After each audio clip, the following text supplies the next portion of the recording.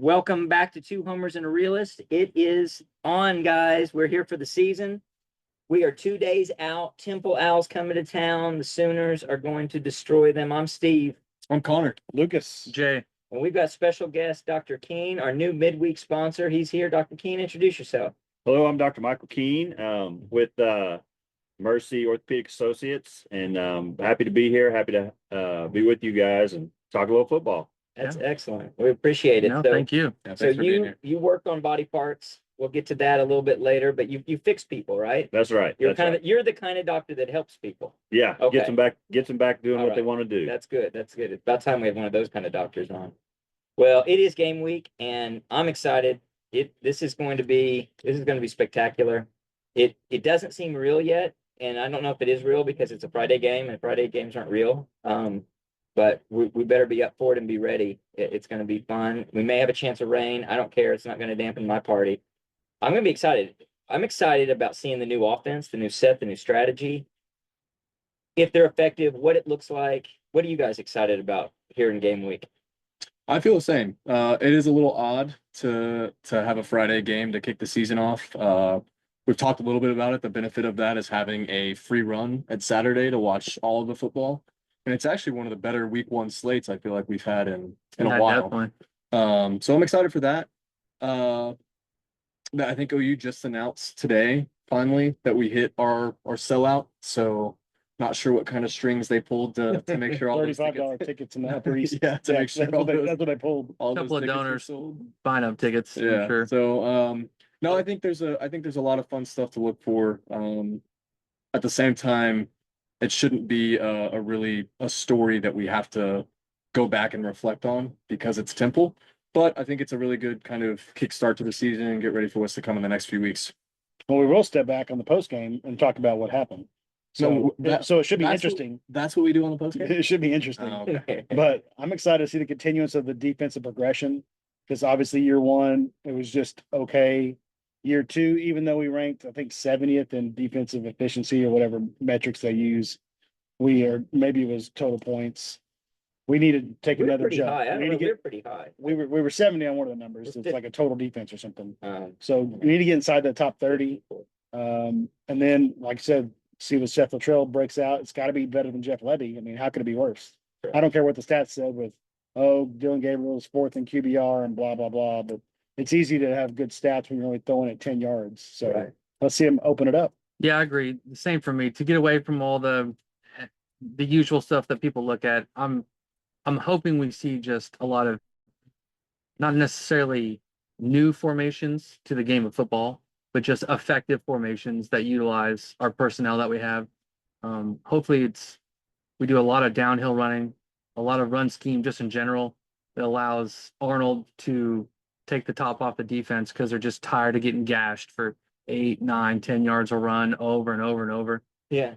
I'd like to see really just to be able to do what you want at will, exert your will, be able to be completely dominant, be able to take some chances and get some new people, so personnel as well as formations and defensively and offensively, just be able to experiment and feel like you're really able to feel out what you're wanting to do versus worry at all about what they're dictating. See, I think defensively, it's going to be extremely vanilla. I think we're just in a 4-2-5 the whole game. I don't think we run. You don't think it'll be 3 down? I don't think we run anything special whatsoever. I think we see a lot of 3 down. You probably don't want. I don't know how much you show, and I know we had this question last year for the Arkansas State game, or one of those cupcake games before. But I mean, how much do we show on either side of the ball, right? I feel like offensively, we're probably trying to find a groove because it is a new offense. You have new offensive linemen who need to really get their solid reps in. Defensively, I tend to agree with you, Jay. I think it's going to be relatively vanilla. And with a team like Temple, it should be. Like, vanilla should be enough to be dominant, like we just said. So I don't know how much we show. I think it should be a walkthrough. We should be on the post game talking about how many big plays we had and all the big gains we had from both the running and passing perspective. And then on the other side, the dominance of the defense, hopefully. So Temple's not good. I mean, from everything that I've looked at, everything I've listened to, everything I've read, they suck. for lack of a better term. I So mean, they went 3-9 last year. They had what'd you say, 60 transfers, Jay? Well, Between there's transfers and 60 high new school players kids. on the team. Yeah. Yeah, between transfers and high school That's a players. huge turnover. So who knows if they got better? I mean, No. you'd think it'd be hard to be that much worse than 3-9. And I don't know who the three were. I didn't pay attention to it enough, but you know, that could be a really awful 3-9 because that could be two FCS schools. And with all those guys coming in, I just can't doubt that can't believe for a second that they're actually reloading with better talent. It's kind of like filling gaps for guys that are lost. I mean, it's just like it's Temple. Who's going? Why would you do it? Philly cheesesteaks. Well, yeah, That's you why I got go to that. Temple. You're allowed to have a Philly cheesesteak even if you aren't a member of the Temple. I think they football serve them at practice though. team. Oh, okay. So all you can eat. That's how they Philly beef up their cheesesteaks? linemen. Yeah, it's all you can eat. They may be cheesesteaks. too big. They may not be able to move with our defensive front. Well, so that's I can exciting. tell you who they beat real quick. Yeah. Last year they had wins against Akron, against Norfolk State, and against Navy. Huh. So Well, What Division I teams like other like did they play a powerhouse last year? played Rutgers, lost 36-7. Played Tulsa 48-26. Oh. UTSA is not great, but they lost 49-34. Sound like a horrible defense. The common opponent with us, SMU. SMU beat them 55-0. Okay, I'm gonna change. I might have to you might change some change your score score predictions change your here. score, baby. Some of us took that into account. So, but now that said, that's just real life history. Right. That's not the future. And to know the future, we have to do forward-looking projection through simulation. Now, Jay, you ran some simulations. I did. What did the simulations tell us? Yeah, so on the Xbox NCAA 25, I ran 10 simulations, Temple at OU, and it came out to about an average score of 38-17, Huh? which So- I think if that's If I check, what happens, I think everybody will be massively Would be a disappointed. meltdown on the post game. Yes. If it's Oh, 38-17. Lucas's face will be on fire. It'll be crazy. And I'll even give a caveat to this. Before those 10 simulations, I did one other simulation and Temple won 43-42 in double overtime. So I don't really know what happened there, but we kind of scrapped that one and just went with these other 10. I It's on a don't think different you can setting. do that. Yeah. I don't know, Dr. Mike. That's science. I mean, you got to run with the projections, right? Yeah, you got to go with what the computer, the AI says. Yeah. I think, don't you? I'll be excited being a Deer Creek guy. I'll be excited to watch the progression of Jake Sexton this year Uh-huh. and watching him get better. And I'm not. saying he's one of the best on the line. That'll be exciting. He's an unbelievable athlete. He Yeah. was. I mean, when we in the playoffs his senior year, he was playing nose guard, no defensive tackle, and offensive tackle, and he was blocking in the backfield. They had him everywhere, and we went to the state finals. Yeah. But then also, I'm not as good as you guys on all the stars and the names and stuff. But I'm excited. I'm interested to see the quarterback and how he plays and responds in his first kind of full year with the full go. Being in control. Yeah. No, I think you're absolutely right. I mean, and it's not just that that's the guy that everybody keys in on. That's really the key to success for the Sooners offensively is can Jackson Arnold step in and step up to be the guy that you can depend on to at least be progressing towards what you expect out of an Oklahoma quarterback. You're not expecting here in his redshirt freshman year He's young. to come in. I guess it's not truly It's his redshirt. sophomore. I think it's his his sophomore. sophomore year, but it's for all intent and purposes, it's his It's just a true, redshirt it's just freshman true year. sophomore. Okay. And he only, he played limited games last year. Yes. Really, had to play just because of the injury there at BYU. So regardless, he does not have a lot of experience. I am expecting really big things out of him, but I'm probably going to have to adjust my expectations a little bit for the fact that the guy is going to be brand new. Now he does get Temple and then a couple of other not so difficult opponents for sure before it starts getting hard for him. It's also a brand new offensive coordinator. It's new nomenclature. There. You lose Drake Stoops, who's the safety blanket essentially for Dylan Gabriel for the last 2 seasons. So he's gone. You lose Gibson to injury, who's somebody you probably worked a lot with in the off season and then even bowl game last year. So I mean, that's a lot of new to throw at somebody over, 3-month period or whatever. Well, I watch a bunch of national shows like College Football Live and some stuff on CBS, and the national guys are fairly confused as to why you would let Dylan Gabriel go, right?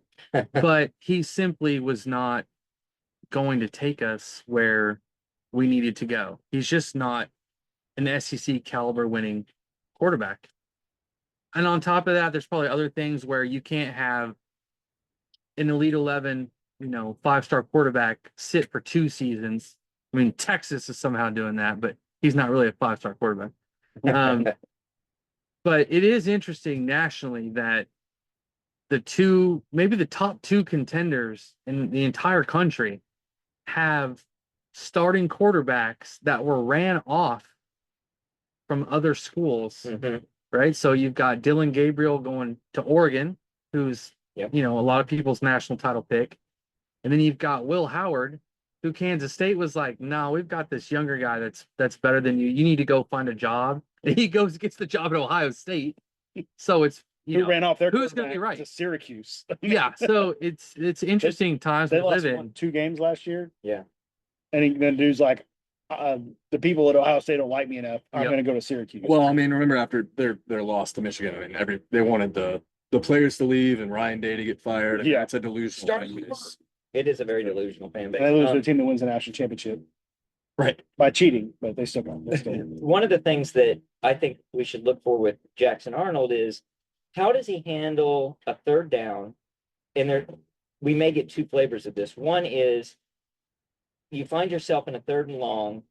Does he do what he should do, or does he try to force the issue somewhere and force a play that isn't there? And if you are successful, then continue and watch what he does. If he's unsuccessful, how does he handle that? Does he come to the sideline and learn? Is it okay? Is it extremely frustrating? The poise that he has, because, and we may not get a lot of test of that against Temple, but in the coming weeks we will, and he'll definitely face that against Tennessee and for the rest of the schedule. How do you handle those situations as a young quarterback with a lot of high expectations on himself?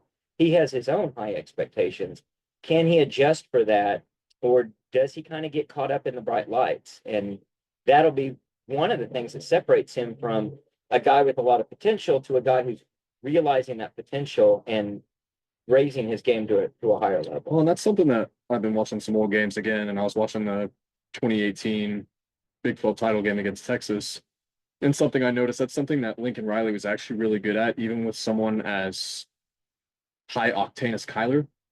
When you get in those 3rd and mediums, 3rd and longs, he's setting up a route at the sticks or just past the sticks, and it's basically like Kyler knows that's going to be open, and that's what he's taking. He's taking everything they're giving him, plus he's taking the smart play, right? Like it wasn't a 3rd and 6, I've got a wide receiver open in the flat for a clear 1st down, or I've got CD running down the sideline on a 50-50 ball that I'm going to try to heave up and play hero ball. So Lincoln did really good at that. I'm hoping that Luttrell has coached that as well. Like, hey, we know you have the arm talent.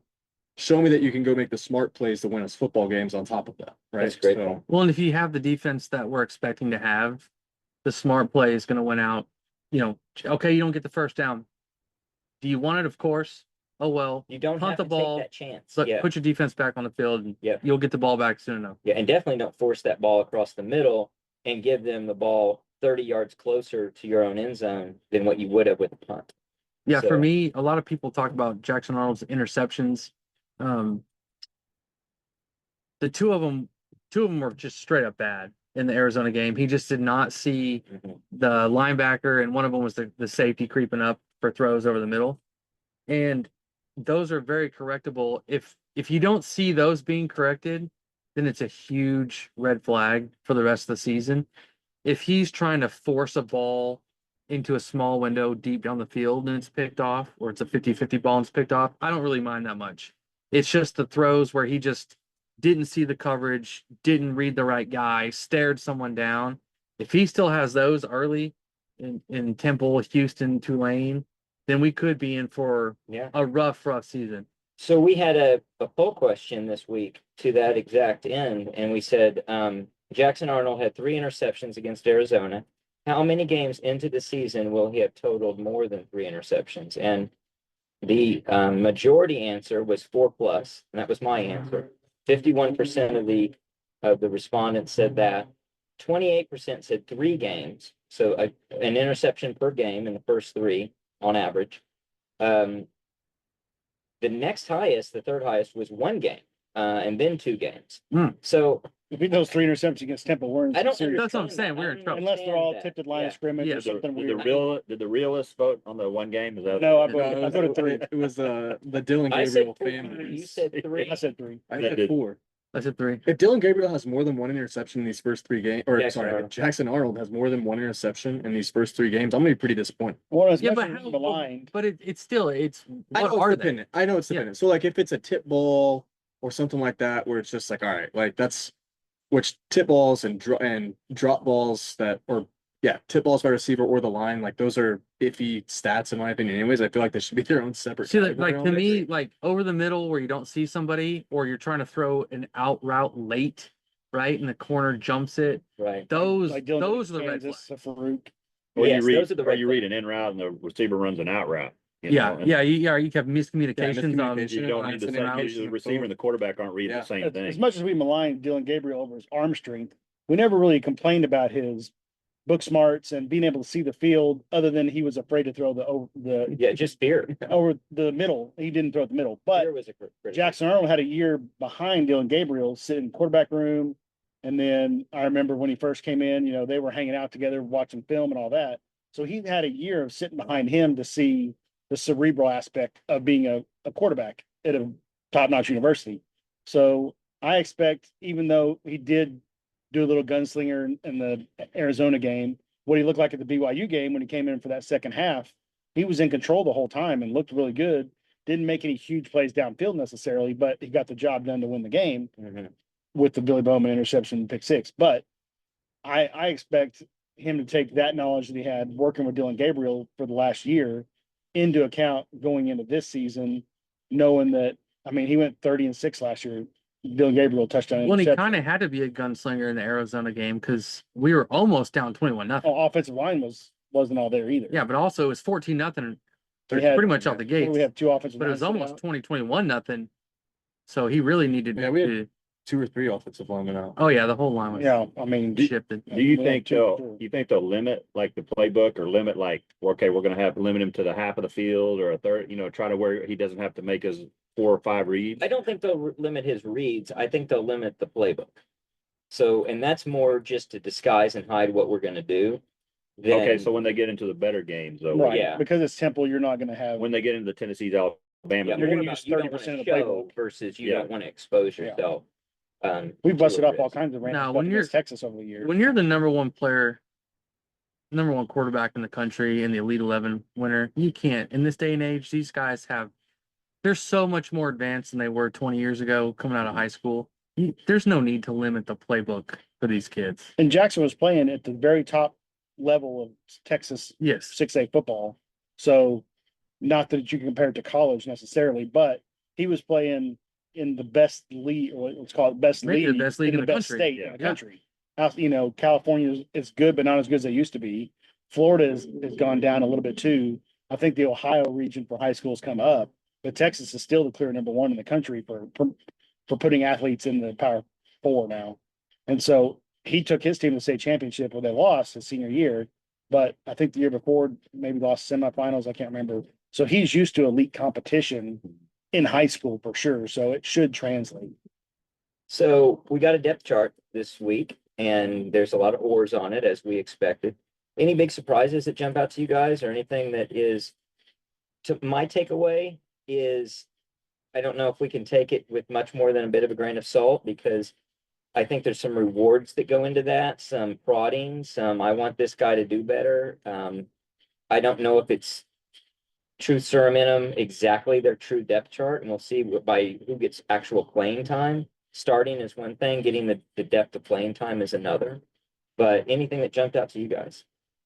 I mean, besides all the obvious that most people have covered, congratulations, Jaden Jackson, first true freshman defensive lineman to start since Tommy Harris in 2001. Yeah. I mean, that's a huge accolade. I'll go a little off the radar and say the thing I was probably most surprised at was Hicks listed at 15 running back. Yeah. I mean, all anyone says when they go see him is that's exactly what you want your running back to look like. He's the best combination of like size, speed, strength, and he just does everything right. Like if you lined those five up there, you would pick, who's the best running back here just by looking at him, and it's Hicks, In the and then NFL. he's fifth. So Yeah. that's just interesting to me. Maybe that's one of your deals where Good problem. you're prodding him, or And that room is just deep, right? I mean, that room, and again, I know you said like we've talked about Hicks and what his potential is and everything else, but all the stuff you hear about Taylor Tatum coming out of camp and his versatility and physicality, I think it speaks loudly to where he's at. I'm really excited. I mean, about the Sawchuck Barnes 1-2 punch again. I'm putting faith in Barnes this year. I'm hoping that he can come back to what we expected him to be. And again, Jaden Jackson starting, I think that's I will admit, I was surprised to see him as the first string. Like I just didn't think it happened. I thought Steve, to kind of what you alluded to initially, is kind of, a reward to Terry for sticking around, sticking it out, and um, getting that number one spot, but also speaks loudly to what Jaden Jackson has done. So no big surprises other than that. I'm excited. I mean, you look at the depth chart between when Brent started and where we're at now, and it's just, I mean, yeah, unrecognizable, it's night and day especially difference. defensively. It's just Yeah, I mean, you have Billy and Danny. That's about the only consistency there, and the caliber of what they're playing at then and what they're playing at now is completely different. So I think the rotation is going to be a lot more about, well, it depends on which position group you're looking at. I think the rotation is going to be getting guys lots of looks and snaps on defense. I think on offense, it'll be more about, we got to figure out really where the gel is and who is the five who can come together and work as a unit. And that's my guess is that's where the question marks remain. The others are more like, let's just give guys reps and let's see what they can do and let them explode off the ball and get a chance to have a big play. yeah, these first three games for the offensive line are it's like open competition. It's who's going to do it, and maybe it's not. It probably more so needs to be the first two games. Like you don't want to go into Tulane and not really know who your five guys are. You're 2 weeks out from Tennessee at that point. You don't want to be hoping you figure it out against Tulane. You have to hope this gives you some indication of that, and then validate it next week against Houston, and really have that, I think, cohesion that we've lacked in the past. I mean, Houston's technically a Power 4 team now. Yeah, I don't know. Wasn't gonna get into it too much, but yeah, everyone's just kind of looking past Houston as just this easy pushover game. I mean, it's a Big 12 opponent. Yeah. And they just got a really good coach to come in. I know they lost some players, but they probably should have beat Texas last year. Right. They was it maybe a 4th and goal, or maybe a little bit more than 4th and goal from winning that game. So I don't know why everyone's overlooked that game. Like it's just That's another tune-up. It's I a don't really know. trap risk game. Houston's beat us before. You were at that game. I was. Blew out my hand. 2016. 2016. Somebody over there thought he could run the 40. It was looking good. I was looking sub 4.5 before the hammy pull. So do you think that really had a big impact on the way we played that game, and then we end up losing to Ohio State? Yeah, I think the team saw me out there and they felt Yeah. bad. Yeah. Justin has always been proud of his 40 time. Even though there's no actual- proof. There's no actual there's no proof, record. evidence of it. think, In his mind. so we've known each other 15 years plus, and I think he's raced doctors in the parking lot before. That's right. He's Is he like, undefeated? did you beat DJ or no? No, we've never actually raced. They never. No, he did not. No, I thought they went. They talked about it quite a bit. You were definitely Coop's dad. That's I right. swear it on- They talked about it quite a bit. You want to race? No, it was funny because Awesome. originally, early on, my 40 time, Just talking for about fu- 40 time on just for- skates or just for- 40 time just on for running? fun. 40 yards or 40? Just for fun was 4.6, and it's as I aged, it actually got faster, which doesn't normally happen. Right. Nice. So I've actually improved from a 4.6 now. Well, that's all the I'll do hockey it without skating. stretching. Yeah. So. Well, before we get to some predictions and some hot takes, let's talk about Dr. King, tell us a little bit more about your history. Tell us about your involvement with sports and sports medicine. You obviously work on a lot of different patients, but some of them are athletes. So give us some flavor for that. Yeah, thanks. Well, so I went to medical school at OU, so I guess I'm a little bit part of this crew, but went to undergraduate at Oklahoma State. Where? Where? Oh, undergraduate at Oklahoma State. Oh, is that a 4-year institution? Yes, it is. Yes, it is. I'm the one that Googles you solved your problem while ago. Remember that? That's right. Just kidding. And so I was at Emory doing my orthopedic residency. We took care of Georgia Tech while I was out there. Coach O'Leary was the coach then. And then I did my fellowship at the University of Miami.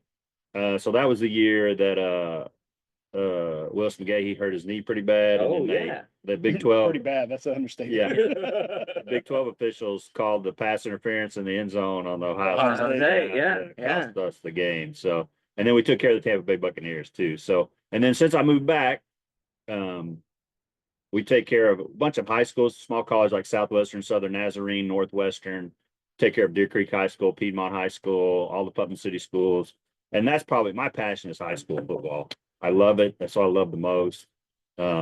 Just being out there on Friday night with the crowds and stuff. How long have you been doing that now in the high school? High schools for 20 plus years. Have you seen, is there any trend that's emerged in terms of fewer injuries, more injuries, a different composition of injury? Well, and I was talking to the defense coordinator. I had lunch with him from Deer Creek a couple weeks ago, and he said they coach totally different. And there's not the old school stuff of drinking out of the PVC pipe and Right. yelling and stuff like that. And then they really teach proper tackling now. And they don't hit a lot in practice, but they really teach them proper tackling, head to the side, head up, whatever, you see a lot with they have those rolling donuts, the kind of the robot donuts or whatever that they tackle, but they really teach proper that's the biggest thing I've seen. I've seen it in NFL to college to high school is just the way the game is taught to keep players safe. And keep them getting hurt. You just don't see the crackback blocks anymore. The blindside blocks. They've taken those out of the game, which I think has made the game safer and allowed, it'll allow longevity to the game, I think. Is it smarter, better football too?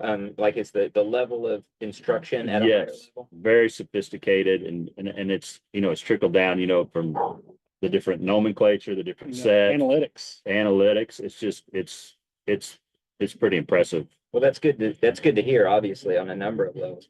So you work on shoulders, you work on knees. Yes. Do you ankles? Yeah, so I do mainly shoulders and knees, but we fix broken ankles, broken arms, torn tendons in an elbow. I do a little bit of everything, kind of anything that you could hurt on a football field, I could mostly fix. So hips, do you see a lot of hips? No, we don't do a lot of hips. We got Dr. Brantley is one of my partners. He does all the hips and hip scopes and takes care of all those, Stephen Brantley. What do you enjoy doing the most? What is it? I enjoy probably what we did today. We did a lot of shoulders and did some shoulder instability surgery for labor repairs, and ACLs they're hard and fun and just watching the ACL is probably the one thing that when you tell an athlete they have an ACL and they realize at that point that they're 8 to 10 months, 12 months away.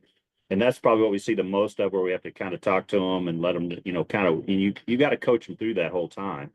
And then, you do the surgery and then they rehab for, 8, 10 months. And you tell them, like 4 or 5 months, you're going to be ready to go, but you're not going to be ready. And it's so it seems to me as a fan and onlooker that's changed a lot from where it was 20, 30, 40 years ago, but not so much, it sounds like, in terms of the longevity of the recovery, but the ability to recover and get back on the field. That's correct. It used to be a career-ending injury. That's correct. But the sports science has changed. So it still takes a certain amount of time for a tendon or ligament to heal, but the way they get you back as far as strengthening your muscles, strengthening the muscles around, strengthening the whole body, strengthening your core, the way we do everything from that first week post-op until they're back on the field week, month 8 or 10, the sports science that is kind of blown up. So as someone who is himself quite the athlete, as everyone here is, and in my extremely late 20s, what should I be doing to prevent injury when I'm out doing exercise and such? What can I do to help my joints and help? What time, is there a strength I should be looking for? So Is the there- best thing, so the thing we tell most people is that everybody at this table is we're not 21, none of us are 21 anymore. He's pretty close. He's in his 20s. So Yeah. we're not 21 anymore, you know, and we don't heal like we did when we were 21. So flexibility is a key, core strengthening is a key, and just strengthening aerobic conditioning. Biggest thing is another big thing is to stay away from a lot of medium to high impact activity because that puts a lot of stress on your joints, backs, hips, knees. So medium to high activity, like so if someone goes and runs 3 miles, or they go walk, or they walk every day for 2 miles, that's medium to high impact. So it's okay to do that stuff, but that you don't want that to be your sole thing you do all the time. Is it better running on a treadmill than running down the street? It's better, but still it's high impact. Gotcha. The ground, it has a little cushion to it, Yeah. and the ground's moving underneath you, but it's still high impact. So when it comes to running, would you recommend, and this is an extreme choice set, and maybe you would say, don't look at it that way, but don't run as your exercise.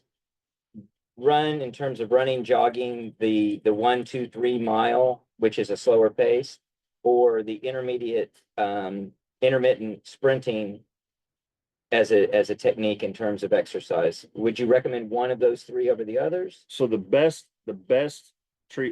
exercise regimen would be strength training. So weights, doing weights is very important, especially as we get older. Aerobic conditioning, running, bicycling, elliptical, interval training, like you're talking about rest sprint. Rest sprint is good to do. You got to make sure you're stretched pretty good first, Jay. Right. Or you pull something, your groin or hammy or whatever. Sounds like an excuse. Yeah, it No, probably was. No, the entire back of my leg was black and blue. And luckily there was no one sitting directly in front of us so I could keep my leg straight. Cause if I went to flex my leg to bend it down, it would start cramping up. So for 4 hours in Houston, as we're freaking losing, I'm having to keep my leg straight because it's gonna cramp up the whole time. But I mean, but those are the best things. to That's do. good. That's really good. Well, again, we appreciate having you on the pod and your Yeah. insight. That is, Yeah, that it's is really Thanks, good. thanks for having me. I Yeah, appreciate it. I hope I can come back again. So Oh, Please please do. do. Please Please do. do. Well, we're gonna rotate into some talk of prediction. We've got a lot of stuff to cover there. Buckle up. I'm That's a good gonna name. be doing some heavy duty writing down of these predictions because we're not just talking this stuff. We're gonna come back and see how we did. I've got mine documented in You got all the documentation a ready, huh? Word file. Nice. Just send it to Did you pull it up on your calendar? Is it an Excel spreadsheet? Oh, there are Are you multiple making, Excel you're spreadsheets. making fun of me for having a calendar, yet I'm the one who has my stuff though. This is just as good as your little spreadsheet you have over there. Well, we'll see about that. So I'm not going to go over our history of locks of the week other than to say that we are really treading water, and it's more like when you're kind of losing it and your mouth is dripping below the water. We're right all for lifetime, just below the 50% mark. for your lock of the week, you guys lock of the week, you're we just do below look the on lock 50%. it. Yeah, we have not been so As a good. group of 4, each picking 3 locks of the week for 3 seasons, we're at 50%. Yeah, I went from worst to first last. So you're down on juice, right? Oh, absolutely. Oh, but we're turning all of that around. Worst We betting's not did legal in squeeze Oklahoma currently. this year, and it's going to start with our If locks you were in of the Vegas, week I mean. this Right. year. Oh, If yeah, you're in you're- Vegas, yeah. if you're in Before Vegas, we Or get to that, Kansas or Yeah. multiple other states. please get that passed, Governor Stitt, please get. We're that hoping to passed. have a politician on to discuss that. Actually, we want to have one of members of our esteemed I've got a state guy. legislature, and he's going to talk about that. Before we get to all of our predictions, though, I've got a little trivia for us. Another new thing we're going to do midweek is try to get some trivia of the week. So I encourage you guys to dig deep and come up with some. I came up with one that we talk about aging, and this kind of ages or dates us a little bit. This is kind of, I don't know if this is interesting or depressing, but Switzer's last season at OU, Was that 1989? 1988 88? was the Okay. last season, is closer to the 47 game winning streak than it is to today. The 47 game winning Wow. streak started in 53. Yeah, we're further And so away. it's actually, yeah, it's 1 year further away today, Wow. right? So that doesn't seem real, but that's kind of the glimpse of history. When I was a kid, 47 games ago, the 47 game winning streak, the Bud Wilkinson era, which obviously was before my time, before I was alive, seemed like such ancient history. And then when I think about the Switzer era, and there's kids today that they're seeing the Switzer era the same way I saw the Bud Wilkinson era. Yeah. And it's just hard to fathom in my mind. Wow. Well, let's get to some locks of the week. And this is going to be interesting. I want us to start off 12-0. We got a new part of this year. And so let's dive right into the locks of the week. I'm going to start. I've got Oklahoma giving 42.5 to the Temple Owls. Oklahoma's going to cover. I'm sticking with OU. I'm going to go with Ohio getting 17.5 against Syracuse. And then I've got Arizona giving 30.5 to New Mexico. Those are my locks. Connor, you ready with yours? Yep. I've also got Oklahoma, giving 42.5. I've got Virginia Tech giving 13.5 against Vanderbilt. And I've got Texas A&M, giving 2.5 against Notre Dame. I think Texas A&M is going to be better than what a lot of people are pegging them to be. I think Elko is going to have that group ready to go for Notre Dame. It's one of arguably two decent games that Notre Dame has on their schedule. So I think they'll have trouble. So I'm taking A&M in that one. Well, unbeknownst to y'all, I also have OU minus 42.5. Let's So go. if we start this season not covering the first game, our locks of the week are going to take a significant hit. This is just sounding like the three homers pod. Yeah. And I have Nebraska minus 27.5. Can't remember who they're playing. I wrote it down. And then I've got Houston minus 2.5. Against Houston, UNLV. Yeah. So look up that Nebraska one because I record who they played as well. While you're looking that up, Jay, what do you got?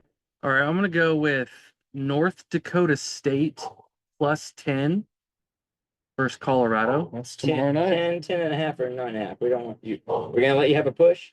All right, we can let you have a push. I don't know. That was just on ESPN was 10. 10 is the number against who? Who is it against? Colorado. Colorado. Nebraska played UTEP.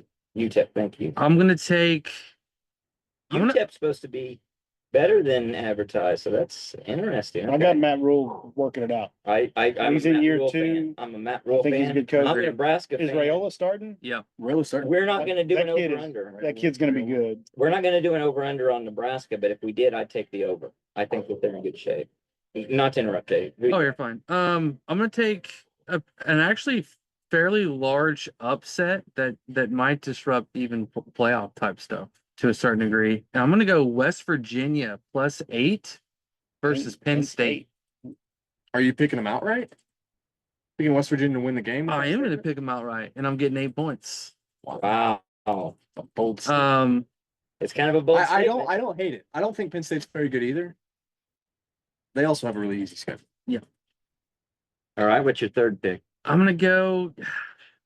I wasn't super sold on this one, just because they just underperformed so much. But I'm gonna take Miami minus 2.5 against I Florida. almost took that as well.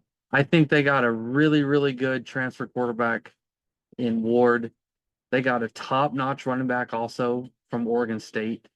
And Cristobal has been recruiting well. He hasn't shown the best in-game adjustments and game management. But I also think Florida's a little bit of dumpster fire. And Florida's got bigger problems than just this They've game. got a really bad schedule. Yeah, and I just think this would mean a lot for Miami. The only I thing that think kept they're me- all in. The only thing that kept me from that game was it's opening weekend in the Swamp. That was just a little iffy to me. But that said, do Miami and Florida don't play each other annually? Do they? No, but I think they Typically play a not, lot. no. No. I didn't think think they so. They play play a lot, but I don't know They if play it's a every lot, year. but not Not every year. necessarily. They Gotcha. have in the past, but not. Gotcha. every Okay. year. I like that that's a true home and home type of game. I'm glad it's not some neutral site game. That's cool. It's at Florida. That is cool. So this is a new thing, new wrinkle for this year for Locks of the Week. We're going to have listeners rotate through. We're going to have different guest listener picks. This year we've got Brett to start off the season.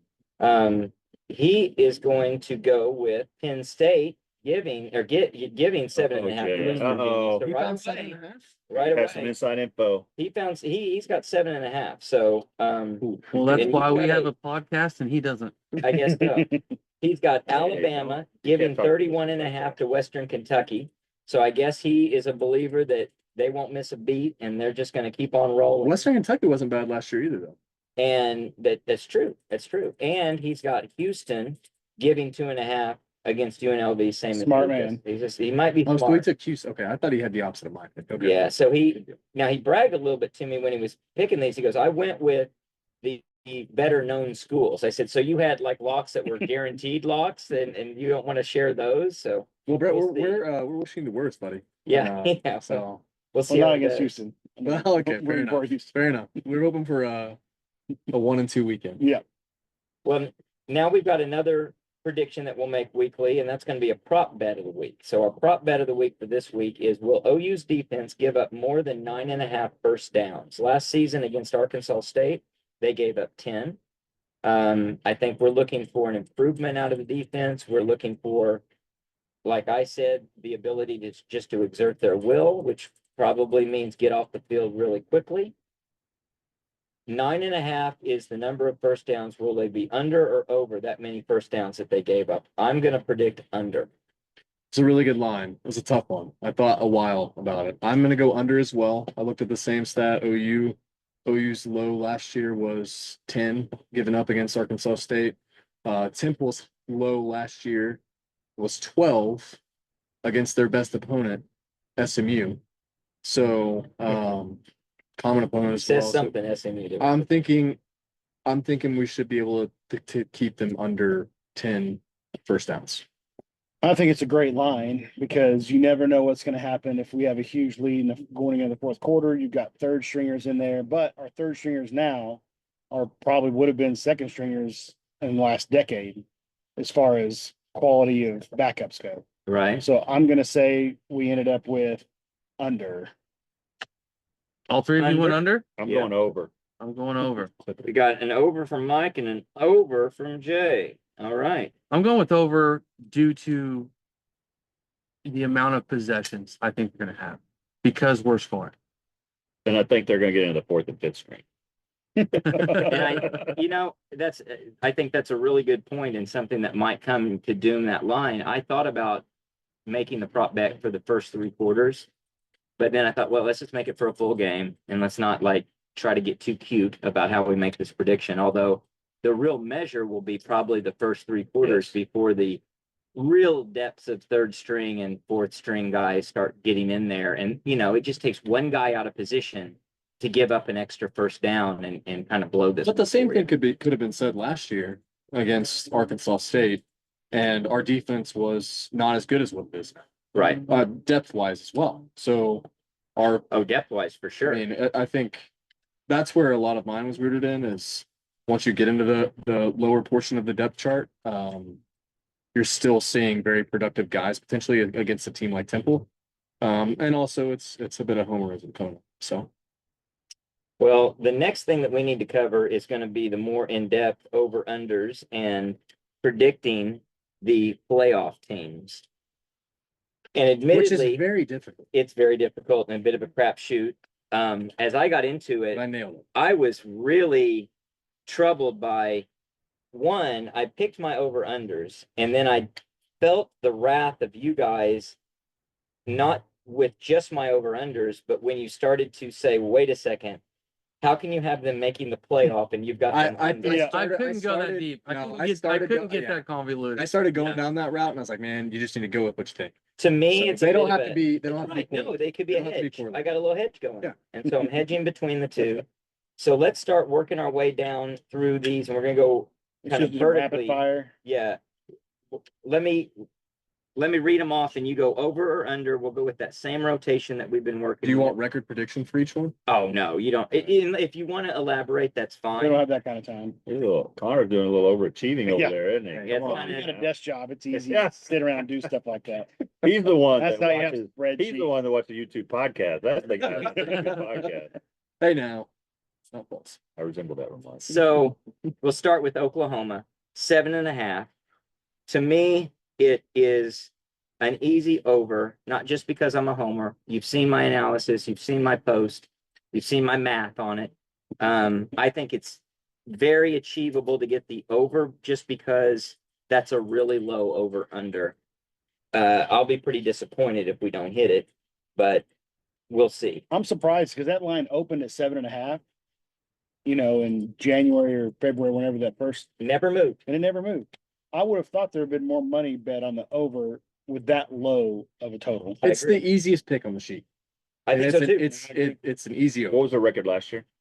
10-2 or 10-3 with the Uh, bowl. bowl game. Yeah, so we, no, we just, it's just And regular we season. we barely lost to you guys and barely lost to Kansas. Yeah, Well, we didn't really. I mean, that OSU. seems That's like true. Pass interference, no call. No, please don't. I mean, Drake Stoops gets tackled in Please, the end please zone. stop. We've already done it. We've And the already done ball this is tonight. We five, could do it. We 5 feet don't away need from to. him. We don't need to relive it. Yeah, let's listen to the enemy. What is the, what do you think? I think over. Yeah, I think that, 7.5. I agree with what Connor says. That seems like an easy number to pick. You know the schedule? Yeah. Basic? Okay. So you're over, Connor. I'm over. Lucas. Over. Was Over Alabama for home, Lucas. Tennessee 3 home, homers. Ole Miss away, Auburn away. Auburn South away, Carolina home. South Carolina home. LSU away. LSU away, Missouri away, Ole Miss. So Jay, Yeah, what are you away. saying? Are you taking the Come on, under? Jay. I'm taking the over. Okay. I say over, yeah. Over across the board. All right, Texas, 10.5. I say under. Under. I think that there is 10.5 is a really big number. If it were 9.5, I think it'd be a really, really tough call. I mean, it's just 2 games. It's just 2 games and a lot can happen. We're one of them. I'm taking the under, Connor. Under 9-3.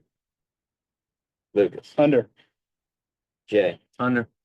Chime in, Dr. Mike, anytime you got You anything. said 10, 10 and a 10 half. and a half. 10 and a half? So they lose 2 games, they're under. Yeah, I go under on that. Georgia, 10.5. Very difficult schedule. I take under. And it doesn't count like a conference championship game? No. Correct. No. No, just regular season. I thought about taking the under, and then I thought it was Georgia, and I have them at the over. I've got under because of the schedule. Under. Yes. Ohio State, 10.5. I have under. Again, 10.5 is a tough number to hit. I had the same consideration I did for Georgia. I'm going over. I've got over. Over. I'm Think the they odd lose man one out game. I there. think it was one game as well. I don't They're by think far the most talented team. They are the very Big Ten. talented. Except the No, quarterback. just in general. Except the Except at quarterback. quarterback. Will Howard's a quarterback. But I think they'll be smart enough to control the clock. Their defense is really good. I don't see them giving up a bunch of points, and as bad as I think Will Howard can be, I think the run game makes up for his lack of. He pushing the also ball can be downfield. smart, though. And he is a He was good runner coaching with the He's ball. a good runner. He was coach at Kansas State. He's a so- good runner with the ball. So if it comes to a 3rd and 5 and he doesn't see what he likes, he can pick that up with his feet. Does Michigan, how many people in Michigan have that? They They lost lost like like- they lost a 17 to the bunch. draft. They or lost a something. They bunch. lost a bunch. They still have a decent amount of defense. They coming lost back. Connor Stallions. They did. They did. It's gonna hurt. Well, Spy. Before we get Yeah. before we get to a Michigan, we have to start with another Big Ten opponent of Ohio State, and that's Oregon. 10.5 for Oregon. Dylan Gabriel at quarterback. I took the over. I took the under. I've got the under only because if it was 9.5, I would have gone over. 100%. 10.5, I've got to go I under. think they go I 10. think they can lose 2 games. I got over. This is Finally good. some This is agreement. Good. Alabama 9.5. I am not sold. It's tough to replace a legend. It's tough to instill in a completely new regime, new schemes at offense and defense, replacing players. I've got the under. I've got the under. Under. Yep. Under. Yeah, coaches don't leave if they're full of talent and got a good team coming back. Ole Miss 9.5. Unless you're about to. That's your Bob Steve. I take the over 9.5 for Ole Miss. I think Ole Miss is going to disappoint this year, not greatly. Again, another weird line. I think if it's at 8.5, I definitely go over. But I took the under here. I think they go 9-3. I went with over. I think Jackson Dart can be really good. I went under. I think the same with Connor. I think nine wins is there. It's Ole Miss. It's just like they're a perennial not 8-9 win team. They went 10-2 last year. I know, but like that, again, outlier. We talked about Notre Dame and the difficulty of their schedule, the fact that it's bookended, barbell. They got a tough beginning and a tough end, supposedly. 10.5. I'm going to take the under. I took the over. I've got them going 11-1, and again, I have a note to the side that says super easy schedule. So, yeah, I'm thinking they're gonna. Yeah, you did take your lock of the week. I did. Their Hold one on. loss. Their one loss is gonna Okay, be okay. this week. All right. That was another where the number was just absolutely perfect because I could see him going 11-1. I could see him going 10-2. Yeah. I went with the under because I'm not sold on Marcus Freeman. I went under. I think they probably lose bookend games. Michigan, 8.5, and all of their losses and their pending maybe probationary threat. I've got them at over 8.5. I think they're good enough to overcome that. I've got them at over as well. I think they're gonna outperform the expectations that have kind of been put on them after all those departures we just talked about. I'm at over also. Agreed. Another unanimous one. Not many of these. Penn State, 9.5. I have them over. Over. Man, Easy schedule again. the schedule's easy, but Franklin is just an overrated coach. But I also have them over. What is it? Penn Penn State. State, Penn What- State, what's 9.5. 9.5. They can lose 2 games. I'll go over. Florida State with asterisks. I adjusted it for the fact they've already lost one. They're down to 8.5. I've got the under. I am not sold on Florida State. After what I saw the other day, I don't know how anybody could be. I've got the under as well. I think 8-4 is probably best case for them at this rate. It's a little bit of cheating because we got to see what happened last week. It is, but Yeah. Because I We don't think if control we week would have zero. done this last week, I would have had them over, but I have them under. Yep, under.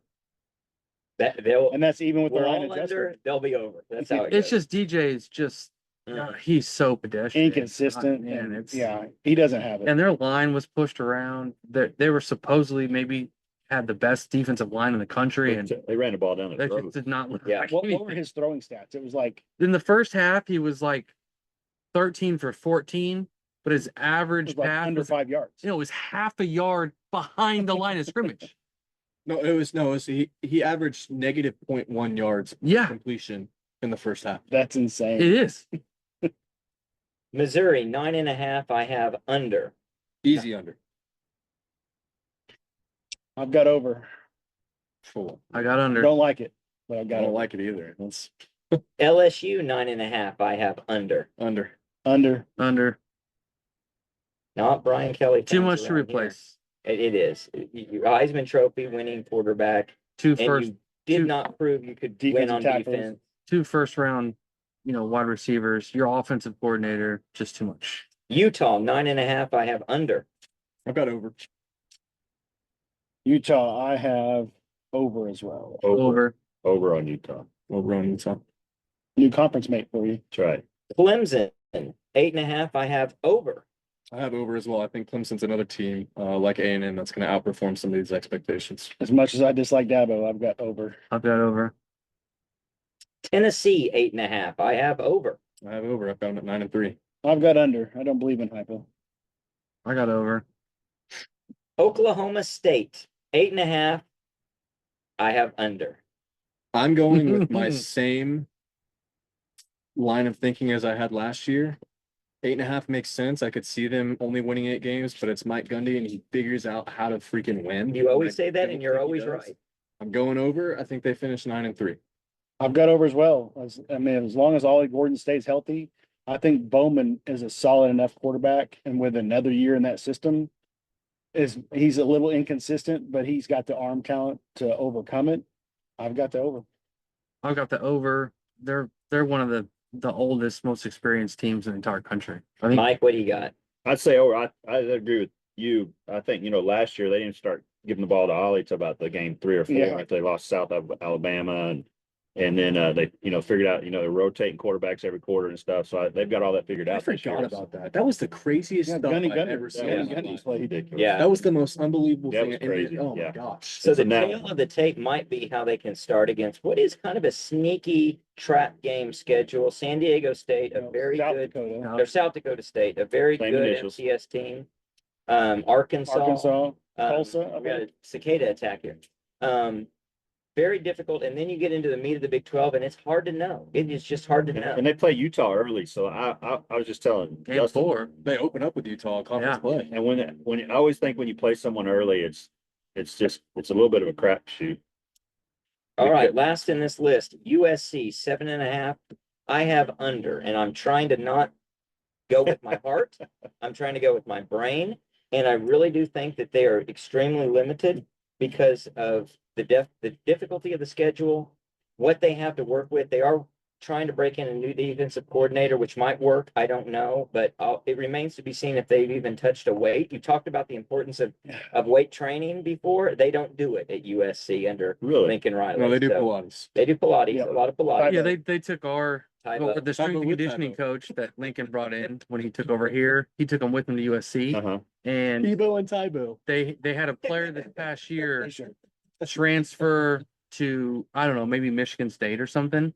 And one of the coaches during the Big Ten media days or something came out and basically said, this player, we weren't expecting much, but he's put on like 25 or 30 pounds and he looks like a real player for us. And he was like, we don't know what they were doing out there. And he didn't say USC, but Out there. everyone knew Pretty what that much was. said, Calisthenics. It's that's what they were basically doing. saying he came here and for 3 months lifted weights and he's 20 pounds heavier and now he's a player for us. Now, that said, they are actually really good at water aerobics, I hear. And so Yeah. those offensive Water linemen polo. get in there and they just can really move and They can go out in shake. the ocean and just Yeah, that's practice. right. I That's think right. Benny Wiley does actually. It's really his track record with skill players. I think is fine. Whatever it is that he does for his speed training or whatever works.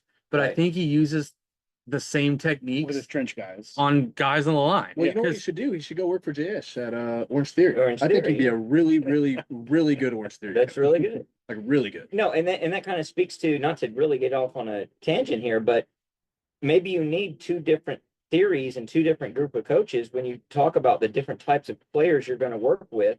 Let's have a guy who's going to work with those skill players who need something different than the big guys down in the trenches who need the deep weight training. I don't know. I got under. I tried to do the same, Steve. I tried to not go with my heart, but I tried to look at it objectively. I've got under as well. I think they're going to struggle. I think they've got a lot of long trips that they have to take as well. That's a good point. They really do. They do a lot of cross country trips. And the trips that they're taking And are it's true cross not country. to easy places. So Could be I've got- bad weather too. it could be bad weather. I've got under. The game day they talked about last week, they talked about the team that was going to travel the most this year. Did you see that? Anybody see that? yeah, I I'm forget who assuming it It was was. like, was it assuming UCLA? Cal or UCLA. Yeah, one of those. Cal or Stanford because they're It was in the UCLA. ACC. It was one Oh, of was the it? West. Yeah. I've got the over because I think bringing in the UCLA defensive coordinator is worth probably 2 wins because that's how bad Alex Grinch was. So when you bring a guy that maybe actually knows how to coach a defense, you're losing a guy that won the Heisman Trophy and even last year was one of the best players in the country, and bring in a kid that lit up Louisville in the bowl game. I think he had 6 touchdowns or something crazy because everybody was like, well, what's UCLA going to do? Or what's USC going to do once Caleb Williams is gone? What's his name? Miller Moss. Miller Moss. I think he's got a live arm, and I think that's enough in a Lincoln Riley offense to score 35 or 40 a game. And if you've got a guy that can come in and keep him under 30, it's going to get you a couple extra wins. So I'm going to go over. Yeah, I pretty much exact same reasoning. I got USC over. I see 8 wins on there. Let's get into our college football playoff predictions. I'm just going to go 1 through 12 because we're not just going to evaluate if we pick the teams that make the playoff, but eventually we'll grade ourselves on being able to nail the placement. I will be surprised. Here's a prediction within the prediction.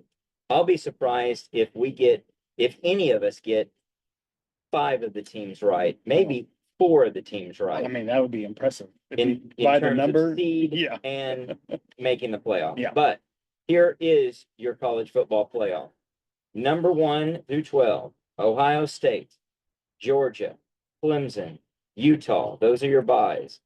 Oklahoma, Penn State, Oregon, Tennessee. Those are your home field advantage. Miami, Florida, Kansas State, Texas, Liberty. We have some similar picks, so not necessarily in the same order. I've got number 1, Georgia. I've got number 2, Ohio State. Got number 3, Kansas State. Mm, Number 4, Clemson. Number 5, Notre Dame. Number 6, Oklahoma. Number 7, Oregon. Number 8, Utah. Number 9, Michigan. Number 10, Alabama. Number 11, Penn State. And number 12, Memphis. And the first 4 seeds are the conference champions. champions. the four Oh, yeah, highest the- ranked yeah, conference champions, yes.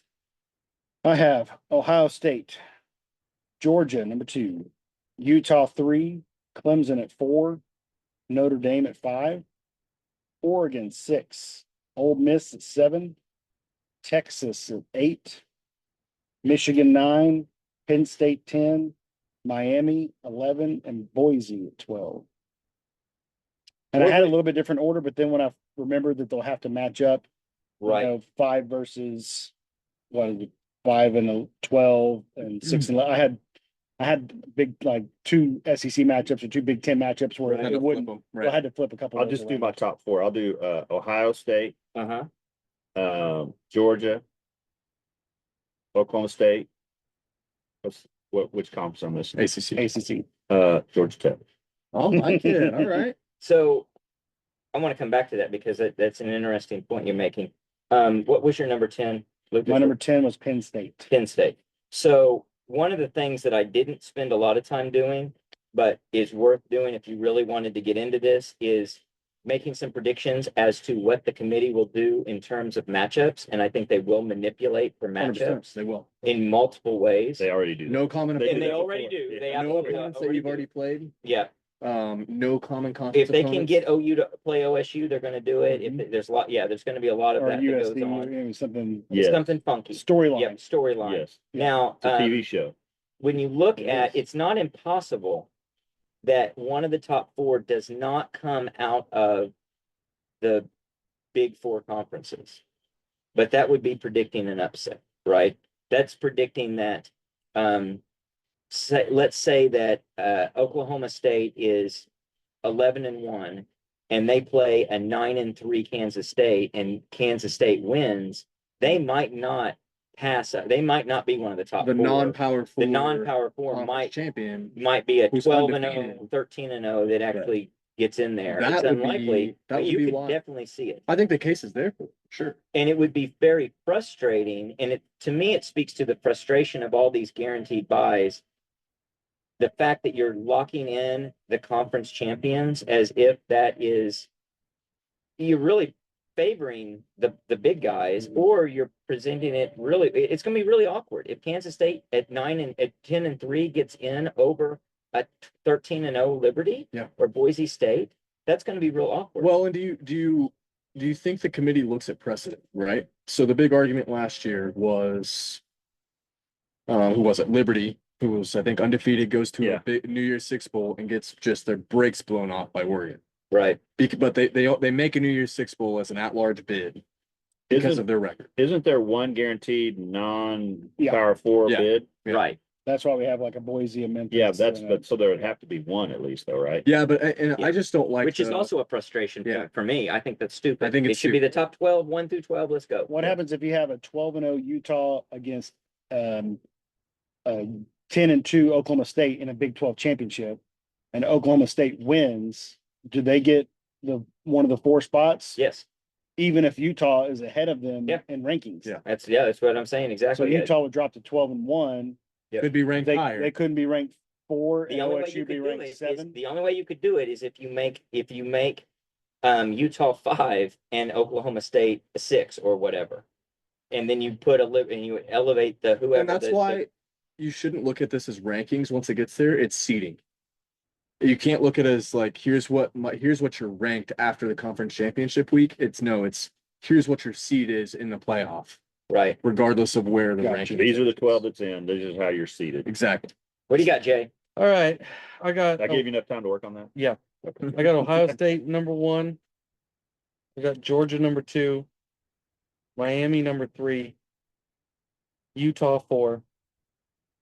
Oregon 5. Notre Dame 6. Penn State 7. OU 8.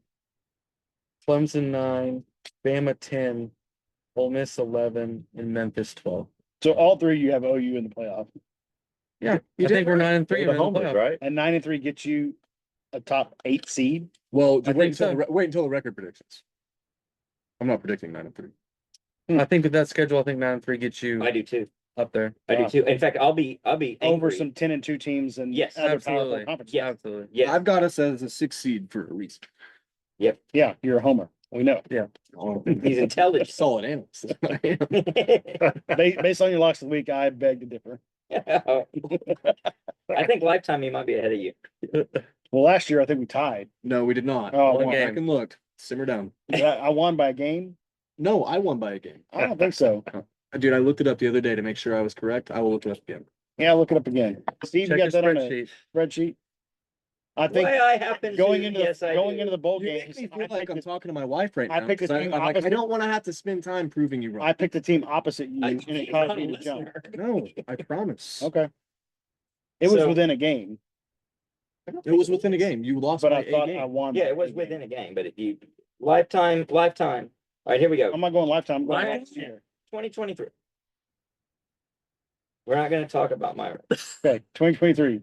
Connor, 29 and 23. Lucas, 28 and 24. So one, 56 versus 54. gotcha. There you go.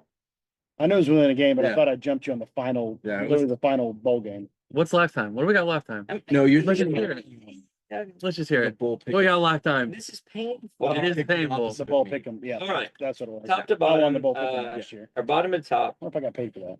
lifetime 2 seasons. This is the third season. You said 3 before. This is the third. Oh, Yeah. Steve, 43, 53 and 1, 45%.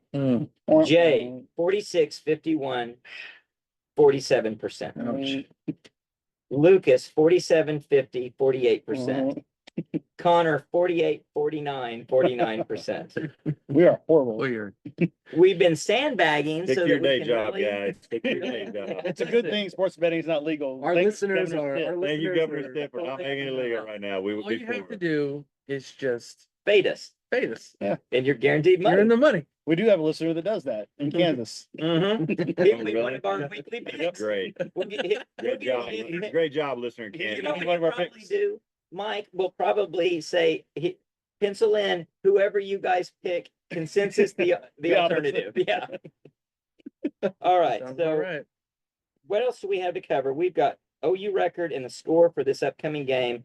Anything else that we need to cover in terms of SEC teams and what we're looking for? We're coming into week 1. We got a lot of exciting football for sure in this first week. It starts tomorrow. You were going through it, Lucas. There's a lot of There's great games 21 on college football games Thursday, tomorrow. and then Thursday. Friday. Here we go, and then Saturday. It's going to be a fabulous day of football. Do you want to talk about any of the big matchups? for this Sure, week? let's talk about some matchups. All right, who you guys got? USC, LSU in Vegas. I like LSU. I think that the physicality is going to be difficult for USC and the growing pains. But like you guys were saying, I'm with you. I'm not totally sold on LSU either. So it actually is a pretty good line at, what is it, 4.5 or something? Yeah. I think that makes sense. Yeah. That was a tough game for me to pick as well. I think I did land on it's just picking outright winner. I think I picked LSU in that. Again, very tough game. I think it'll be an entertaining game. That's cool. It's the only game on Sunday. So all eyes on Lincoln Riley. But yeah, I bet LSU in it. I'll be in New York. I don't know if I'll get a chance to watch that or not. Are you performing or are you just watching? You do DraftKings No, in New I'm York, just, can't you? I think you can. I'm going on a little trip. So Sunday night, I'm free. I don't know what my plans are, but I'll try to be around on TV to watch some of the game at least. Find a I can see that. I can Find see a that fun going bar either to way. do it. I picked LSU, but I can see it going either way. Yeah, I'll get to. What's I the think spread? I'm 4.5. I think I'm gonna go USC. Ooh. I don't really believe in Lincoln, but I do believe in him getting this much time for a game plan. Yeah. And This is the LSU game he tried to get out of. Let's remember that. It's When he true. got Yeah, that fired. is true. Did LSU's you really? yes. LSU's defense was, Grinch level bad. Well, and apparently they haven't got much better. Right. And I do think Lincoln will be able to carve them up. They have some incredible skill players still. Maybe the best player in the country. I'm not Yeah, sure. Branch is probably That kid is freaking. he's a top 3 receiver. And he's a And- sophomore. Yeah, and with a little bit of improved defense, like you said, but mostly, as you alluded to, Steve, you just don't lose your Heisman quarterback, your offensive coordinator, first round wide receivers. And switch Well, defensive both coordinators. teams lost I their, just don't- both teams lost their Heisman Trophy winner quarterback. That's true. They both lost their Heisman Trophy winning quarterback Yeah. and both lost their defensive But they coordinator. but Yeah. they didn't lose their offensive coordinator at USC. That is true. So It'll be a fun game. You got A&M Notre Dame.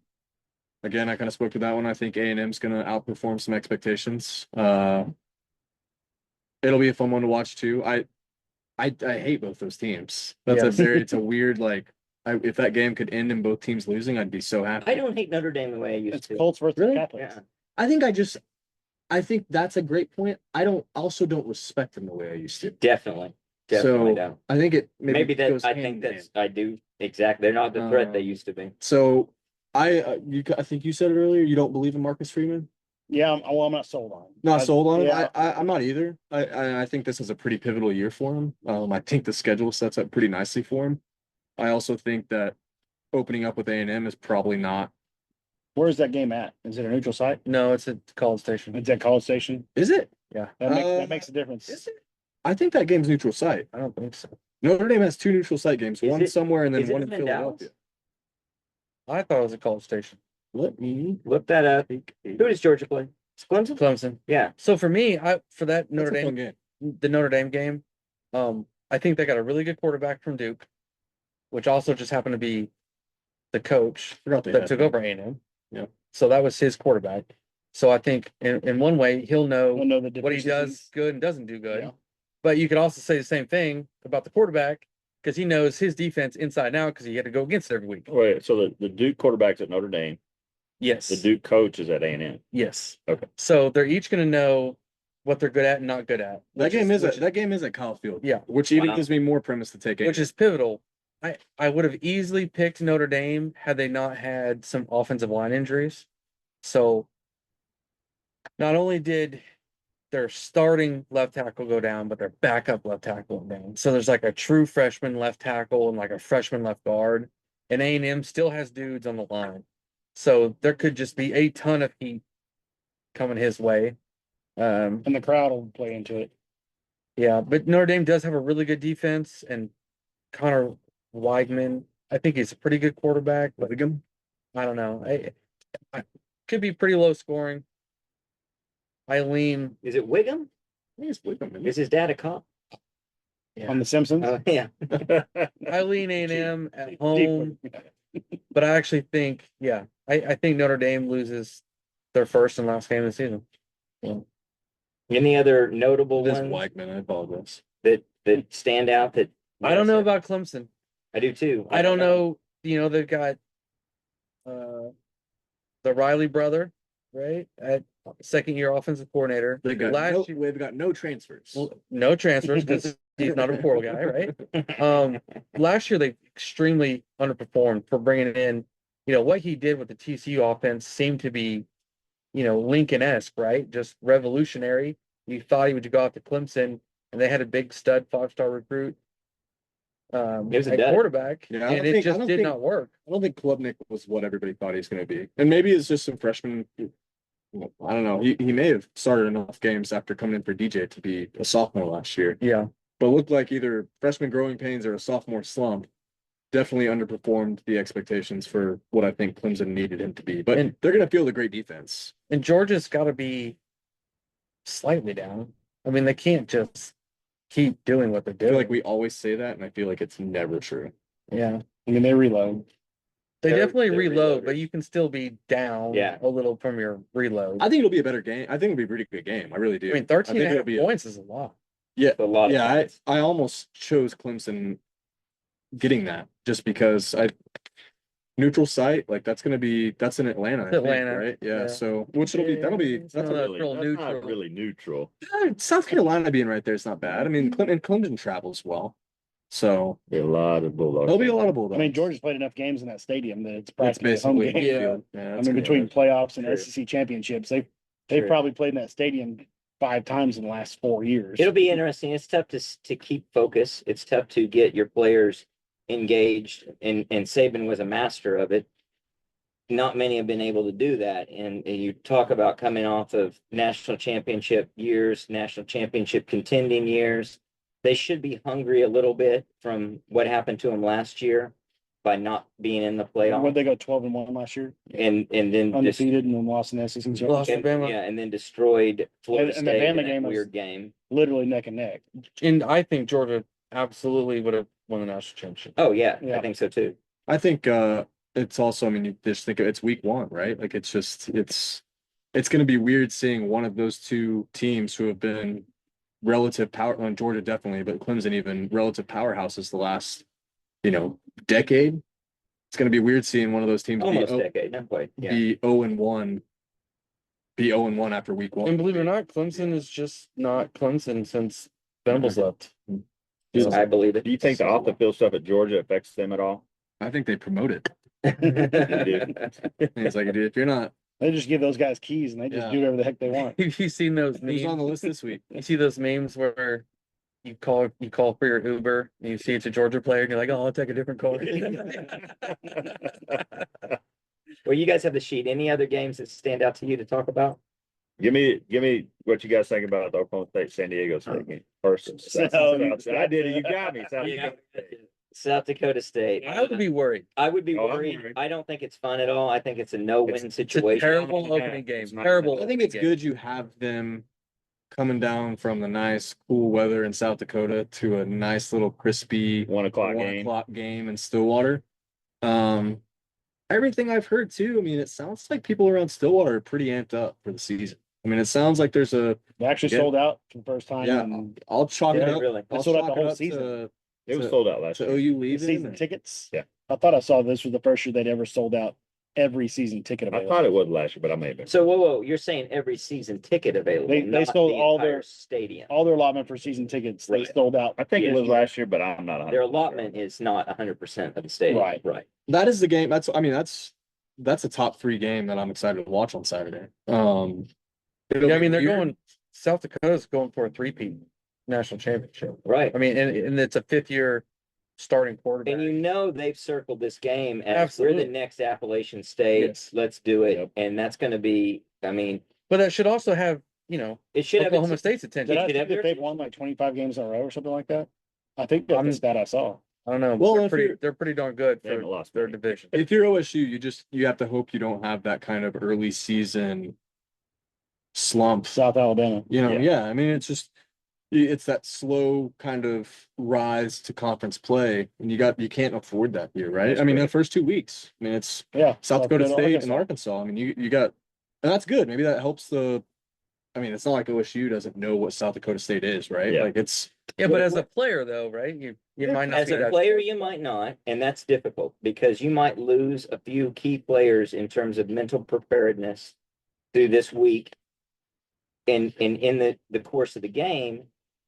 And if you remember back to last year when they were actually last couple of years where they've struggled with not a very good opponent, you can get those guys and it also translates into the fans where you get grumblings and the fans should appreciate this is going to be a tough game. There's a reason you're only a 9.5 point, 10-point favorite. It's because this is a tough opponent. But if the fans don't appreciate that, you're not going to get the fan support you probably deserve. And you need that loud crowd in it. You need them to come back if they're leaving at halftime. And I don't know if they still can leave and come back in or whatever, but you need them not to go out and party in the parking lot. You need to say, no, we need to be engaged here because this could be a dogfight deep into the third quarter before we put them away. well, and so much of last year too, though, like we were talking about it before the podcast, or maybe regardless, it was when it started, but so much of last year's early troubles, I was coaching. I mean, you can put as much as you want on the Oh, and players. Oklahoma State. Yeah. They had no direction as a coaching staff as to Yes. what they were doing on the field. So you solidify that a bit and you try to instill as much, this isn't going to be some walkover game for us within the locker room. I mean, if they've won 25 straight games, film's going to kind of speak for itself, I'd assume. Like, it's going to be a decent team on tape. So I don't know.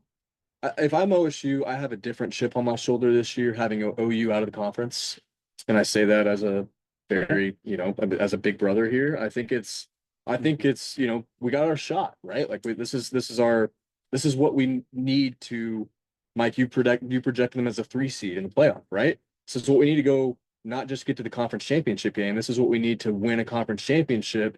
Let's set ourselves up from the start with these first few games and launch ourselves. You do well enough. You're a playoff contender, win or lose the conference championship if you've done well enough. Yeah. Now you're going to have to do well enough if you don't win it, but I think they could probably be there. Well, let's talk about the Sooners and let's talk about their record. What do we think the regular season record's going to be? My prediction is going to be a little bit with I put the math to it, I put the objectivity to it, and then I say I'm going to give it a tilt. If I give it a tilt one way or the other, which way do you think I go? I go home, baby. I go home. So the 12 games we're going to lose. We're going to win 14. No, we're going to be 10-2. 10-2 is my record prediction. That is also my record prediction. I've got 10-2. I've got 8-4. And the over was 8.5, right? 7.5. I'll The say easiest one to get. 9-3. 9-3. Yep, I think 9-3s. I've felt that way pretty much. I'll be for several disappointed at years. 8-4. I'll be satisfied with 9-3. I'll be happy with anything. So you're setting Anything yourself over. up to be disappointed in that prediction. If you're just happy, I think I need the word like If I'm I'm a, 10-2, I'll be happy. Oh, you should be thrilled. that should be a I think vision for you. That seven- should be pure If elation. you I'm an think Oklahoma fan. If you 10-2 think doesn't we're make gonna, me if you think, thrilled. if you think We're only we're gonna- going to be 8-4, and we win 2 more games, you're not going to be elated. No, How? That's pure elation. no. you have to be. That's I don't have to be so- elated that with is 2 so, losses. that's Not so, if you think 8-4 is the benchmark. yeah. If you think 8-4 is the best, is the realistic. I don't know how you're trying to schedule. tell me how to feel. So you, But I'm telling yeah, you, dude, dare not. I'll be Steve. disappointed with my 8-4 prediction, But that's where even you though think that's we're where, at. yeah, that's where I think we're at. Wow. But how can I'm you not saying I'm be disappointed in my own Wow. prediction. So no, okay. I'm not saying I'll be okay. disappointed with the You team. can be if we're going disappointed. 8-4. Like, I'll be satisfied with 9-3 because I think I can easily see us going 9-3. from a standpoint of you want OU to be better than 8-4, you would be disappointed with 8-4, but you think they're going to be 8-4. Yeah. Therefore, how can you not be very happy with 2 additional wins? I would be happy. I would not be elated. You We should need be to- very, very happy. We with need to 2 draw additional wins. pictures. Yeah, There needs yeah, to be- yeah. I think you need to yeah. get a dictionary and see what the difference in happy and elated are. I don't know how overperforming by 2 games of your expectations would not be a feeling of elation Well, because or elatedness. I don't know what You it is. okay? Let me salvage it from the standpoint of good luck. if you. Yeah, right. Exactly. I'm trying to rationalize your brain here. Good Yeah, good So luck with that. I got it as I step into this world. So if you're saying 8-4 is realistic, yet you think there's a couple of games that are really, really close on the fence. Yes. Then okay. Like I have us losing to Texas, but I can Right. easily see us beating Texas. So you don't see us as I have us losing to Ole Miss, but it's not out of the realm of possibility we beat Ole Miss. and you don't see 6-6. So there's a difference. Like it's not symmetric. 6-6 to 8-4 is a much bigger difference than 8-4 to 10. I think worst case scenario is 7-5. Okay. Okay. If I we got go you. 7-5, I'll be very unhappy. right, But I'm- that's all worst case scenario. I'm mapping out the distribution in my mind Okay. to see how you. We need to you're draw a doing this. scale. I will be Yeah, happy I'm with 10-2. Will you be how? Well, how I was happy with 10-2 last year, even though the 2 Except- losses, yeah. one against OSU wasn't legitimate. And see, that's Right. right. And the one against Kansas was we pick up a first down, we win the game. We stop them on the 4th down, we Close. win the game. I'm close. disappointed. I'm with still 10-2 happy with the last year. 10-2 last year, even though it could have very easily 2 plays difference or 1 correct Right. referee call. right. We would have been 12-0. Will you be elated at 12-0? Yes. All right. Jay, Yeah, 9-3. will you be elated at 10-2? Elated. Yeah, I think You go to the I you go to think the You it's guys not need to get a hard. dictionary. You I go to think the it's not SEC hard. with the second hardest schedule in the Yes. SEC, and you go 10-2 your first So year. you're 10-2 in the conference championship. I So think- You're pushing for it. It's probably It's a gonna- tiebreaker. Yeah, Yeah, you're probably a you're tiebreaker really again. close. you're gonna have to go 1 loss to get in the conference championship. Probably I don't know. Okay, if not we're necessarily. 10-2 A and in two-loss the conference deal, man. championship, I I'm think so, elated. too. How about that? 10-2 with the conference okay, championship. Okay, here. I'll do that. That if 10-2 Fair. gets us to the conference I'll give you the championship, condition. I'm elated. If I'll we're give you the 10-2 and we're not in the conference championship, I'm happy. I Okay, like that that's fair. answer. I can justify that in my Okay. mind. It took us a while to get there, but we Yeah. got there. Yeah, we did. This is how it usually We did. works. with me. Yeah, yeah. All right. Let's end it on the score prediction for the game. We got the Temple Owls. We know they're not good. We hope that we're really good. I have us at 56-0. We're covering the spread. We're not giving up any points. Steve, We're gonna do it, boys. I've got 55-0. 0. You got some field goals coming in. Got some field goal, and we're trying to Hopefully not a missed extra point. we're trying to work out our field goal unit, man. I've got 2 field goals in there. I've got 59-7. All right, And the 7 is a busted play in the late third, early fourth quarter against third stringers. fair, fair. I have 56-9. To 9, Three 3 field field goals. We're a bend but don't break. No Defense, safeties, regardless of who's in 3 there. field goals. 63-10. 63-10. I like it. Okay. I like it. And I That's an tell you old the school. truth, That's an old school Yeah. score right there. I That's like Texas. That's an early 2000 And- Texas game score. that. that 2008. is the higher the score, the easier. Like this game could start to where you start looking like in the money real fast. Because if we start fast and we've got a lot of points, the only way that we don't cover. I mean, we could have a backdoor cover, but it's going to take us for some reason not putting points on the board early. I mean, it could be 42-0 at halftime. It could. It It could. really could. Yes. It could be 24-3 at halftime, and then you're stretching Yep. to get to that to cover 42 And then I'm mad. yeah. I think I'd be a little pissed too. 24 points. Well, in we're a going to half. be doing not good halftime tweets or whatever they're calling them. Hey, so now. they're the 5G is supposed to be enhanced this year In the for stadium, AT&T yep. So more users. people can get on it. So if we could do a Nice. halftime video Oh, and being able to get that up, that would be awesome. pretty legit. Well, I'm So be bringing the be mics. looking out for I'll it. bring in the All right, mics. be looking out. What's for it. the third quarter going into the fourth quarter Toby Keith song? It's going to be a new tradition. How do we feel about that I'm good with it. for every game? Is it going to be the same song every game? No, it doesn't sound like it. I hope it's not. I'm kind of a little not. They I'm not. obviously won't play. Should have been a I'm Cowboy. not. I'm not not nearly as thrilled excited. about it. I'm not nearly as excited about it as all of the clout chasers on social media are. I'm not either. I mean, I don't mean to disrespect a Sooner fan and a great guy who passed away, but he doesn't mean as much to me. It doesn't mean as much to me. I think it's fine. I'm just not like thrilled, like, wow, we're really doing this thing. Well, when they normally do pick one of these 3 songs from these random bands to play in between third and fourth quarter by texting this AT&T number. I agree. Who cares? I agree. So if we get a Toby Keith song for every one of those spots, Yeah. They then need to why quit not? giving choice to the fans because the fans are either olds or they're stupid. And secondly, Or the drunk college kids. outside of this group here, Speak for yourself. I'm not an old. no, exactly. You're sophisticated, Extremely late late 20s. 20s. I just kind of think about if we're in the Tennessee game, it's a 24-20 game going into the fourth quarter. Red And Solo we're, Cup. and we're down, and they play Red Solo Cup, or they play something. I'm just like, It's not a it's not a builder. it's not a builder. It's kind of it's a party song. Depends on what the It's song is. No, Dude It had like doesn't 15 depend. albums or something. There's It doesn't gonna be- I don't know if there's that gonna be many. plenty to choose I from. don't think there's that many in the Toby Keith. Oh, At Oak State, they play yeah. Friends and Garth Brooks. Friends of Yeah. Garth Brooks, and it gets the crowd gets going pretty good. Yeah. with that. I would I'm actually gonna say hold my tongue there. I'm gonna actually say that's also an example of where I think it's bad because that's not the kind of song you want to let's go and let's finish this game. but they don't base the current thing off that. Like, I don't care about an Olivia Rodrigo song in between the third and fourth quarter. That doesn't get me amped up. Agreed. But So let's that's use a Toby Keith song who was a lifelong but OU that's a fan. knock on the OU, whoever's running the sound and the music. It's like, hey, what do we need right now? It's not like what I are the guess- I guess fans? What you want? Don't stop believing if we're down by. No, I 7 want in these the freaking Reese of ridiculous Two Chainz rap or something. songs. Like, hey, Yeah. get my players. I there. guess what I want, and this could work with Toby Keith, is I want the whole atmosphere to be really not as if we've finished the game, but the fact that we are going in, and obviously, hopefully at Temple, the game is over at the third quarter. But what I want it to be is more of now we're going to really finish the game. And that is an atmosphere thing. It's fireworks, it's the smoke, it's the It's the light timing, show. it's the light show. It needs to be something that is get up, get as enthused as you were in the first quarter, and let's finish strong as a crowd to finish strong as a I team. think what they're shooting for is they want to use a song that everybody knows.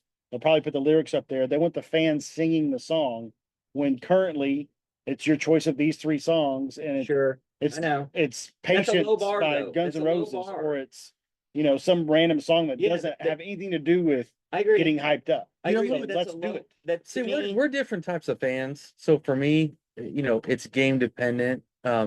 If I'm stressed out going to the fourth quarter, I don't care what song they're playing. In I fact, certainly I'd rather- don't want to hear one at all. I don't want any of it. Yes, but there's 70 You know other who this is thousand for? fans It's that are. for the Upper West Side of the stadium season ticket No, it's a holders. Santee Lounge. And it's crowd. for the North End Zone lovers Hmm. over there. That's who it's for. It is who it's for, And yeah. I'm not gonna use the word that I want to use for those type of people, but that's who it's for. So to me, I guess what I would relate it to analogy wise is I don't want it to be the wave. And Oh, we that's a start the great- wave that's a and the great wave point. starts, it's like, sit down and cheer for the game and be paying attention to what's going on. People are looking to the side to see when the wave turn is coming they're and you're not gonna go watching up the and game. not watching the Don't game. do the wave. Don't engage with the game and let's stick to being as focused as we want the team to be. And my fear is this is something that distracts rather than intensifies. What I hope it is like a half of the song, like right when the third quarter starts. No, it's gonna be in between third and fourth. Or sorry, right when the fourth quarter, like in between the third, like right after the third quarter ends, they just break into the song and Yeah. just start playing it. And then after that, you get the cool light show with everything else Right. for the latter half. I And think let's that's what they're go. planning. And I'm let's hoping do that's it. what it is. And atmosphere wise, that would be awesome. I'm probably being overcritical of it. You are. I'm just not like there's not like a Toby Keith song out there. We'll I'm like, talk about it in man, postgame. I'm pumped for this. Yeah, and let's talk about it post game and we'll talk about how we felt about it. And I'm You can write an willing to article stay on on it Well, the for it's the- call. probably gonna for the suck this Substack. game because there's gonna be about 40,000 fans in the stadium. Let's by the time hope. that song Let's plays. hope. That's all. Let's hope. Yep. But I'll be there. Oh, I'll be there. I'll be there. I'll be for there the final whole whistle. time. You bet your red solo cup I won't be singing. Absolutely. We're all going to be there. We're going to be cheering loud and we'll have all the post game analysis at the end of it. Mike, thanks for coming on, man. Yeah. Yeah, Thanks a thanks lot, for Mike. having I us. I really really appreciate appreciate it. it. Really Thanks appreciate for it. the Thank you. sponsorship. Until next time, guys. Boomer. Sooner.